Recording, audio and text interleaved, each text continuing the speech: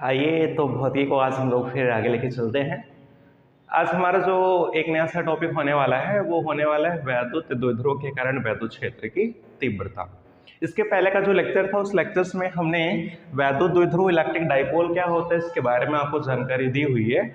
Electric dipole हम आपको समझाते थे कि जब दो बराबर परंतु विपरीत आवेश एक दूसरे से अल्प दूरी पर होते हैं तो आवेशों का यह निकाय वैद्युत द्विध्रुव कहलाता है। मतलब क्या है कि यदि अपने पास एक प्लस चार्ज है, प्लस क्यू है, और बहुत ही नज़दीक में इसी के पास में एक माइनस क्यू चार्ज हो, तो हम ये कहेंगे कि जो एक सिस्टम बना आवेश का, इसका नाम हम लोग बोलेंगे वैद्युत द्विध्रुव इलेक्ट्रिक डाइपोल। ये है विद्युत द्विध्रुव इलेक्ट्रिक डाइपोल। मैंने कहा था कि यदि हम दोनों आवेशों में से किसी एक आवेश का परिमाण ले लें, जो कि दोनों का परिमाण बराबर है, किसी एक आवेश का परिमाण ले लें और दोनों के बीच की जो अल्प दूरी होती है उनका गुणा करा लें। वैसे यहाँ पे हम ये कहना चाहेंगे इनका अल्प दूरी 2l है, और ये 2l लेने का भी कारण होता है। आप कहेंगे सर जरूरी था कि 2l ले लें, आप l भी तो ले सकते थे। नहीं, 2l लेने से थोड़ा सा हमारा कैलकुलेशन आगे आसान होने वाला है, इसलिए हमने 2l यहाँ पे लिया हुआ है। तो यदि हम दोनों आवेशों में से किसी एक आवेश का परिमाण ले लें, क्यों ले लें, दोनों का परिमाण मैग्नीट्यूड तो बराबर ही है, और उनके बीच की अल्प दूरी जो 2l है इनका गुणा करा लें, तो ये जो आपका आएगा इससे हम लोग बोलेंगे वैद्युत द्विध्रुव का द्विध्रुव आघूर्ण। P बराबर होता है Q इंटू 2l। अब इसका मात्रक क्या हो जाएगा, तो मात्रक हो जाएगा, चूंकि Q इंटू 2l के बराबर है तो Q आवेश होता है और आवेश का मात्रक होता है कूलम। क्या होता है, कूलम। तो ये हो गया कूलम, और लंबाई है ये तो आपका मीटर हो गया, तो ये हो गया कूलम इंटू मीटर। सही है। ये जो वैद्युत द्विध्रुव आघूर्ण हम कहना चाह रहे हैं ये सदिश राशि है, और सदिश है तो इसकी दिशा भी होना चाहिए बिल्कुल। तो इसकी जो दिशा होती है वो होती है ऋणावेश से धनावेश की तरफ, ऋणावेश से धनावेश की तरफ, यानी नेगेटिव चार्ज से पॉजिटिव चार्ज की तरफ, धनावेश की तरफ। अब अगर सदिश है तो इनका सदिश निरूपण भी होना चाहिए। तो सदिश निरूपण हम कैसे लिखते हैं, ये वेक्टर P और इज इक्वल टू Q, तो आपका सदिश है, और ये आपका 2l, और यहाँ पे लगा लेते हैं हम लोग वेक्टर। सही है। इनका बीमा क्या होना चाहिए, तो बीमा होना चाहिए Q आवेश, और आवेश का बीमा आप AT बताते हैं, तो ये हो गया AT, और फिर ये 2l लंबाई है तो लंबाई का बीमा हो गया L, तो ये अपना हो जाएगा ATL, या फिर इसे हम लोग कहते हैं LTA। तो ये वैद्युत द्विध्रुव की कहानी थी, और इसमें एग्जांपल हम लोग बताते हैं आपको कि H2O हो गया। H2O भी एक वैद्युत द्विध्रुव की तरह बिहेव करता है। इसमें ऑक्सीजन पे दो माइनस आता है, और यहाँ पे हाइड्रोजन पे एक प्लस, और यहाँ पे हाइड्रोजन पे एक प्लस। तो ये प्लस माइनस मिलके क्या बना लिए, एक वैद्युत द्विध्रुव इलेक्ट्रिक डाइपोल। फिर हम ऐसे ही HCl बताते हैं। HCl भी एक इलेक्ट्रिक डाइपोल की तरह बिहेव करता है। H प्लस होता है, Cl माइनस होता है। NaCl ये भी एक इलेक्ट्रिक डाइपोल की तरह व्यवहार करता है, Na plus Cl minus. CO2 भी ये आपका बिहेव करता है एक इलेक्ट्रिक डाइपोल की तरह। इसका जब हम लोग आयनों के फॉर्म में लिखना चाहते हैं तो वहाँ पे आपका ये वैद्युत द्विध्रुव की तरह वर्क करता है, एक प्लस और एक माइनस ऐसे पास में आते हैं। तो ये वैद्युत द्विध्रुव क्या होता है, इलेक्ट्रिक डाइपोल, ये आपने समझा था, एक बार मैंने फिर से रिवाइज कर लिया। अब हमारा जो आगे का बात इस पे होने वाला है वो होने वाला है तीव्रता पे। तो तीव्रता क्या होता है, तो इसके पहले हमने वीडियो में आपको स्पष्ट रूप से बता रखा है कि तीव्रता वैद्युत क्षेत्र में जो बल लगेगा आवेश के द्वारा लगाया जाएगा उसकी क्वांटिटी को डिफाइन करता है। मतलब यदि तीव्रता ज्यादा रहेगा तो कहने का ओवरऑल मतलब ये कि वहां पे बल ज्यादा लगेगा पर यूनिट चार्ज पे, यानी 1 कूलम चार्ज पे, और तीव्रता यदि कम रहेगा तो वहां पे बल भी कम लगेगा। सही है। तो आवेश के कारण तीव्रता होता है, और हम ये भी आपको बताते हैं कि यदि कहीं पे कोई प्लस क्यू आवेश रखा गया है तो उससे r दूरी पर, अगर ये पूरा का पूरा वायु में हो आपका आवेश, तो r दूरी पर कोई बिंदु P लेते हैं तो वहां पे जो तीव्रता का व्यंजक निकल के आता है वो E is equal to 1/4 pi epsilon naught, और ये इंटू Q/r², ये वायु में होके आता है। अगर वहां पे कोई माध्यम आपका प्रावैद्युत माध्यम रहता है तो वहां पे हम लोग एप्सिलॉन के बगल में, एप्सिलॉन नॉट के बगल में K लगा लेते हैं। K को हम लोग बोलते हैं प्रावैद्युत माध्यम का प्रावैद्युतांक। तो ऐसे ही यदि एक सिंगल चार्ज के कारण वैद्युत क्षेत्र की तीव्रता आती है, तीव्रता भी सदिश राशि आप जानते हैं। अगर एक बिंदु आवेश के कारण, पॉइंट चार्ज के कारण वैद्युत क्षेत्र की तीव्रता E निकल के आती है। तो भाई इलेक्ट्रिक डाइपोल में भी तो दो आवेश है, उनके कारण भी तो तीव्रता आना चाहिए, बिल्कुल आता है। तो वहाँ पे हम लोग पढ़ने वाले हैं कि तीव्रता की दो स्थितियाँ निकल के आती हैं, एक अक्षीय आती है और एक निरक्षीय आती है। अक्षीय को हम लोग बोलते हैं बेटा एक्सियल कंडीशन और निरक्षीय को हम लोग बोलते हैं नॉन एक्सियल कंडीशन। तो अब हम लोग बात करने वाले हैं कि एक इलेक्ट्रिक डाइपोल के कारण उसके एक्सियल और नॉन एक्सियल पे वैद्युत क्षेत्र की तीव्रता कितना होने वाला है। तो सबसे पहले हम बोर्ड साफ कर लेते हैं।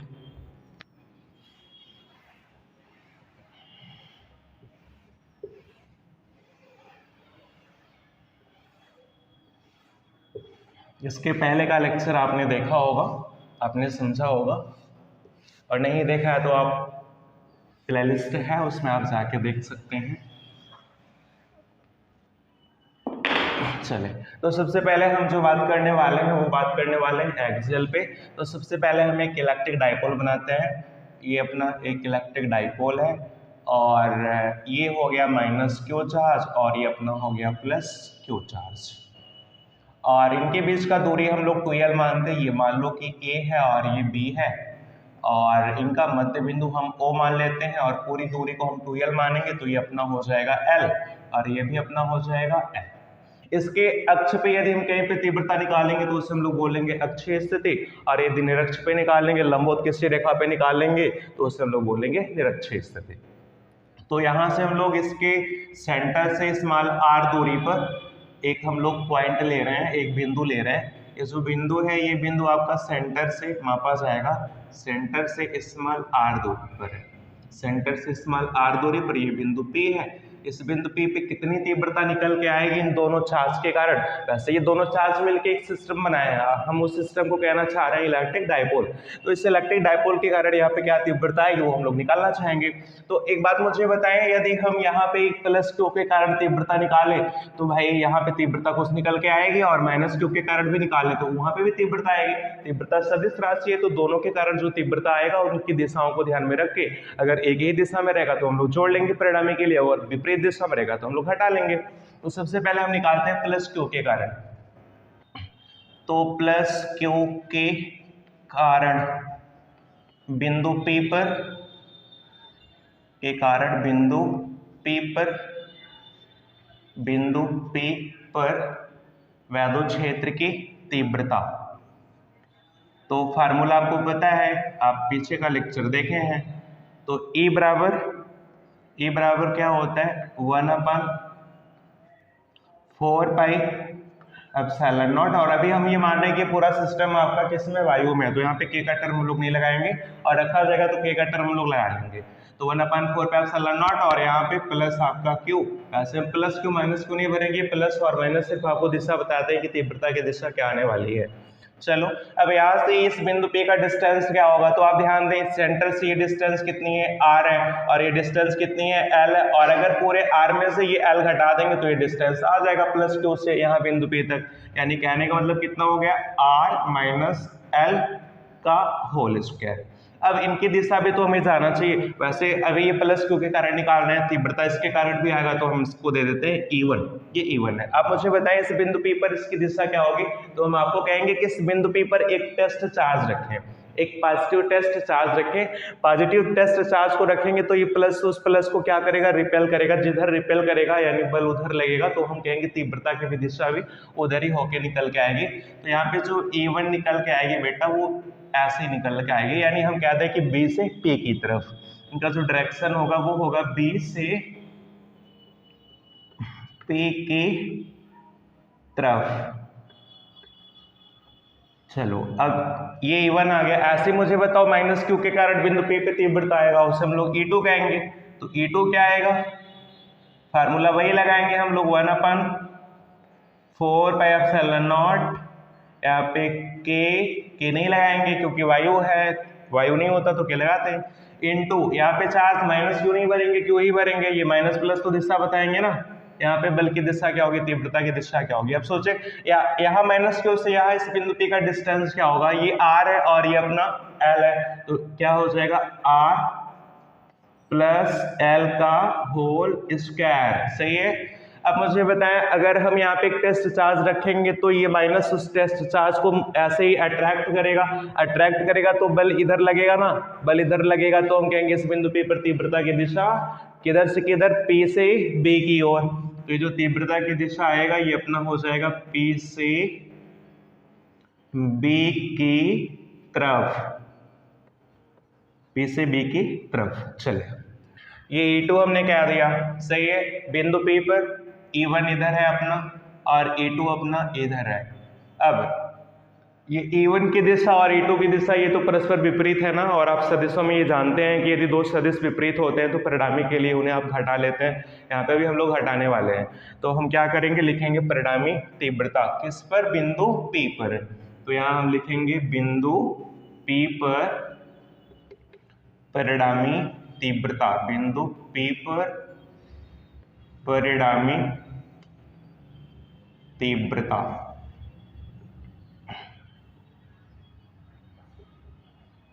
बिंदु P पर परिणामी तीव्रता।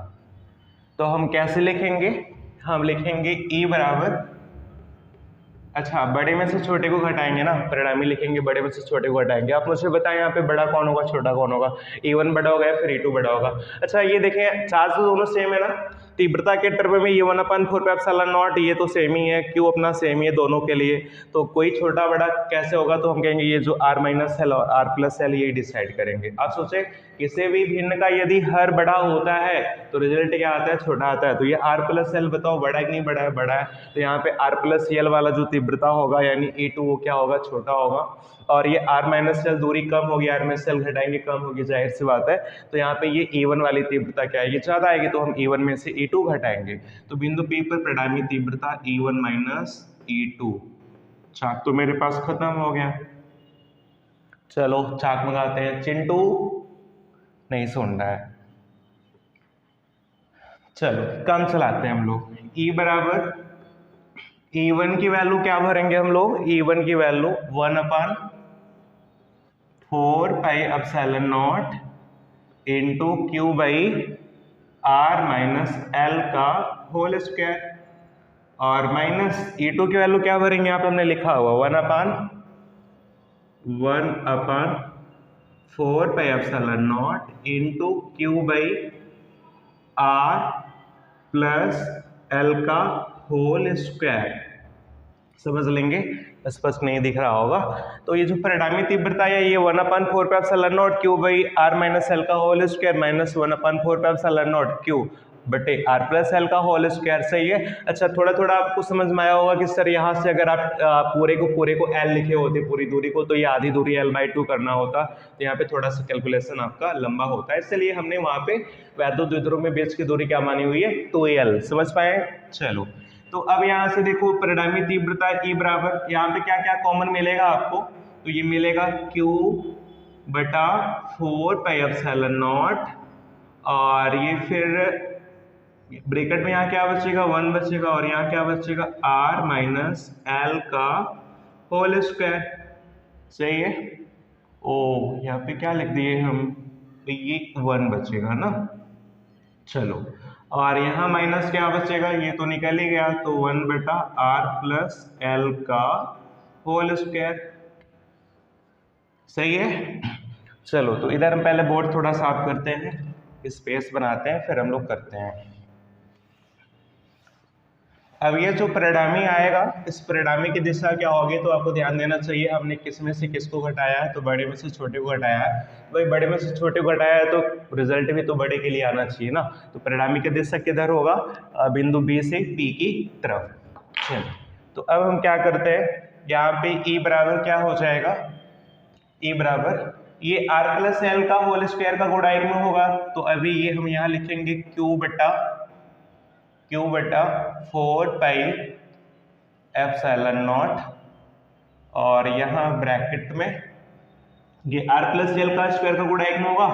तो अभी चाक मेरे पास कम है तो हम यहीं पे सॉल्व कर लेते हैं। ये हो जाएगा a प्लस बी का होल स्क्वायर ना, तो r square plus L square और प्लस 2rl और माइनस ये r माइनस एल का होल स्क्वायर गुणा यहाँ पे होगा तो सारा चीज यही आएगा, बस यहाँ पे प्लस वाला माइनस हो जाएगा। अच्छा यहाँ पे आगे माइनस है तो माइनस होने के कारण ये जो प्लस वाले रहेंगे ये माइनस हो जाएंगे, माइनस वाले प्लस हो जाएंगे, तो ये हो जाएगा अपना आर स्क्वायर। देखो यहाँ पे प्लस आएगा ना आर स्क्वायर, लेकिन माइनस है तो माइनस हो जाएगा।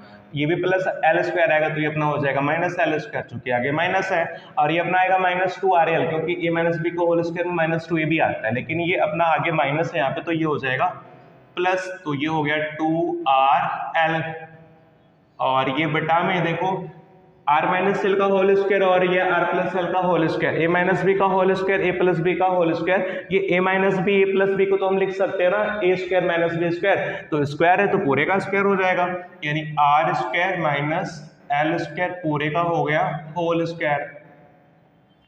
ठीक है, चलो कुछ आगे ऊपर के टर्म में कट रहा है, कैंसिल हो रहा है, r स्क्वायर कैंसिल हुआ, एल स्क्वायर कैंसिल हुआ, ये 2RL में 2RL जोड़ेगा बेटा कितना हो जाएगा 4RL, तो ये अपना हो गया Q by 4 pi epsilon naught और ये अपना इंटू 4RL। और यहाँ से ध्यान देना, अभी हम कहेंगे कि जो L है L बेस की दूरी है, 2L बेस की दूरी है, L तो आधी दूरी है। और हमने ये वैद्युत द्विध्रुव की कहानी में आपको समझाया कि बेस की दूरी क्या होती है, बहुत ही अल्प होती है। ये R बेटा कुछ दूरी पर होगा, ये L की तुलना में R बहुत ज्यादा होगा, तो हम इस L को क्या करेंगे नेग्लिजिबल करेंगे, L स्क्वायर को छोड़ देंगे, ऊपर के L को नहीं छोड़ेंगे, नीचे के L स्क्वायर को छोड़ देंगे, तो ये अपना हो जाएगा बेटा R की पावर स्क्वायर का स्क्वायर कितना हो जाएगा R की पावर 4। ये देखो R से अपना एक R कैंसिल होगा, इस Q को यहाँ पे शिफ्ट करते हैं तो 1/4 पाई एप्सिलॉन नॉट और इनटू ये अपना बेटा यहाँ पे इसको लिख सकते हैं 2 गुणा 2 और ये Q लिखेंगे और ये फिर अपना L लिखेंगे, R अपना कैंसिल हो गया तो नीचे क्या बचा अपना RQ, क्योंकि R की पावर 4 है तो एक R आपका कैंसिल होगा, तो ये A इज इक्वल टू क्या हो जाएगा, ये 2QL को बेटा हम क्या लिखते हैं P लिखते हैं, वैद्युत द्विध्रुव का द्विध्रुव आघूर्ण, तो ये अपना क्या हो जाएगा 1/4 pi epsilon not into 2P बटा RQ। यही वैद्युत द्विध्रुव के कारण अक्षीय स्थिति में वैद्युत क्षेत्र की तीव्रता का सूत्र है। दिशा क्या होगा बेटा, दिशा होगा E1 में से घटाया ना तो E1 की दिशा में होगा परिणामी, तो दिशा क्या हो जाएगा B से P की तरफ या फिर वैद्युत द्विध्रुव से दूर। ठीक है, ये अपना हो गया। मात्रा क्या आना चाहिए, न्यूटन पर कूलम आना चाहिए, बाकी बीमा वही होने वाला है, न्यूटन पर कूलम की बीमा आप बना ही सकते हैं। और ये देखना यहाँ पे ये जो E की वैल्यू आया हुआ है यहाँ पे R³ है, यानी दूरी पे डिपेंड करेगा, दूरी जितना बढ़ाएंगे तीव्रता आपका उतना ही घटेगा वैद्युत द्विध्रुव के कारण। तो आई होप आप चीज़ों को समझ पाए होंगे, आप इस पूरी कहानी को समझ पाए होंगे। तो आप ज़रूर बताएं मुझे कमेंट करके कैसा था, आपको कैसा लगा और आपको समझ में आया कि नहीं आया, क्या चीज़ें और मुझे करनी चाहिए। तो आगे के हम लेक्चर्स में जानेंगे इसी का एक अगला पार्ट, वैद्युत द्विध्रुव के कारण निरक्षीय स्थिति में तीव्रता। और बेटा वहाँ पे ये आने वाला है, ये जो 2 है ये 2 हटेगा, बाकी सारा चीज़ यही आने वाला है। तो कल ये अपना लास्ट टॉपिक होगा इस चैप्टर का, उसके बाद हम लोग न्यूमेरिकल को सॉल्व करेंगे। ओके, तो आज के लेक्चर में बस इतना है, धन्यवाद।